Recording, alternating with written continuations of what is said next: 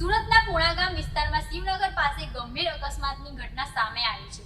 BRTS route પર over સ્પીડમાં દોડી રહેલી કેટીએમ સ્પોર્ટ્સ બાઇક ઝાડ સાથે અથડાઈ બાઇક પર સવાર બે યુવકોના ઘટના સ્થળે જ મોત થયા હતા।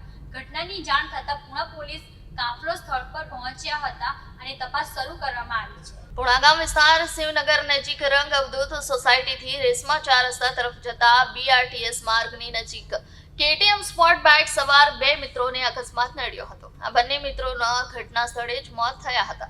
પ્રાથમિક તપાસ અનુસાર બાઇક ચાલક ફૂલ સ્પીડમાં બાઇક લઈને જઈ રહ્યો હતો।